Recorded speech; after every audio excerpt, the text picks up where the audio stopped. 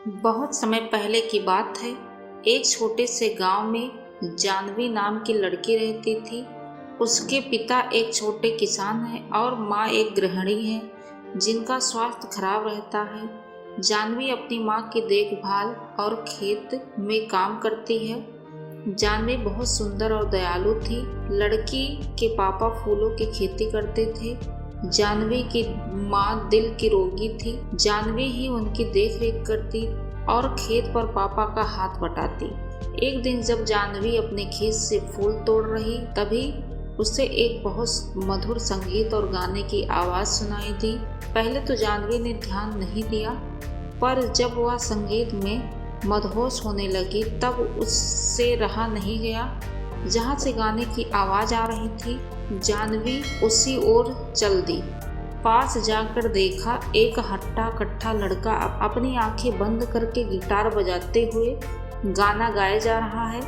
जानवी उस अनजान लड़के को एकटक होकर देखने लगी। बहुत देर तक जानवी उसको देखती रही और संगीत में खोकर उसके पास आंखें बंद कर बैठ गई। जब लड़के ने गाना बंद किया और आंखें खोली तो देखा एक सुंदर और मासूम सी लड़की उसके सामने बैठी है। लड़के का नाम राज था। राज ने पूछा, कौन हो तुम? जानवी एकदम से चौंक गई और कुछ न बोल पाई। धीरे धीरे दोनों ने बात करना शुरू किया। जानवी ने राज के गाने की तारीफ की और राज ने उसकी सुंदरता की। राज पड़ोस के ही गांव का लड़का था जिसको संगीत में बहुत रुचि थी, पर घर वालों के कहने पर वह शहर में पढ़ाई करने गया था और नौकरी न मिलने की वजह से गांव वापस आ गया था। उस दिन दोनों बैठकर घंटों बातें करते रहे और दोस्त बन गए। जानवी को राज पसंद आ गया और दोनों रोज मिलने लगे। बहुत कम समय में दोनों एक दूसरे के प्यार में पड़ गए। जानवी को अपनी किस्मत में पाकर राज खुश रहने लगा, पर उसकी खुशियाँ ज़्यादा दिन की नहीं थी। एक दिन जानवी के पिता ने दोनों को एक साथ पकड़ लिया और राज को दोबारा उसके गांव में आने से रोक दिया। जानवी ने अपने पिता को समझाने की कोशिश की, पर उसके पिता एक गाने वाले के सख्त खिलाफ थे। जब जानवी की माँ को यह पता चला तो उनकी तबीयत और बिगड़ गई। इस बात से परेशान होकर जानवी ने राज से फ़ोन पर भी बात करना बंद कर दिया। राज ने मायूस होकर गांव को छोड़ दिया।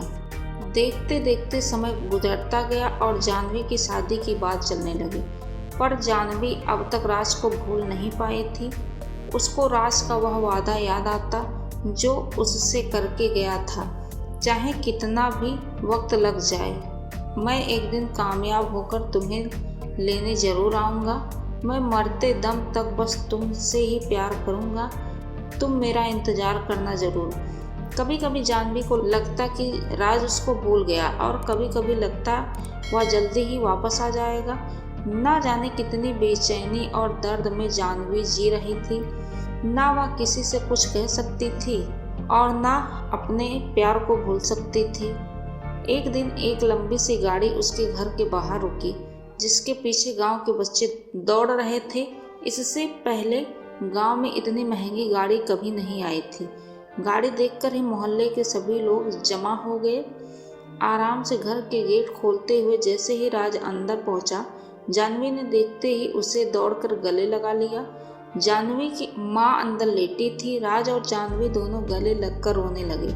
दोनों एक दूसरे के प्यार को महसूस कर रहे थे। दोनों के मन से सारी शंकाएं दूर हो गई और दोनों का प्यार वक्त के साथ बढ़ता गया।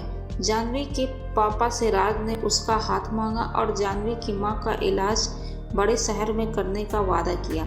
राज शहर में बड़ा गाने वाला बन गया था। उसके गाने टीवी पर आने लगे थे। आज उसके पास वह सब कुछ था जिसको जानवी के पिता ने कभी देखा तक नहीं था। उसके पास शहर में कई बंगले और कारें थी। जानवी के पिता इस बार राज को मना नहीं कर पाए और दोनों के प्यार को देखकर झुक गए और दोनों की शादी धूमधाम से करा दी। जानवी और राज ने अपना पूरा जीवन खुशी खुशी बिताया और जब वह शहर से बोर हो जाते तब वही उस खेत के पास आते जहां वह पहली बार मिले थे। राज गाना गाता और जानवी उसकी बाहों में संगीत का आनंद लेती। दोनों ने धरती पर ही स्वर्ग का आनंद लिया।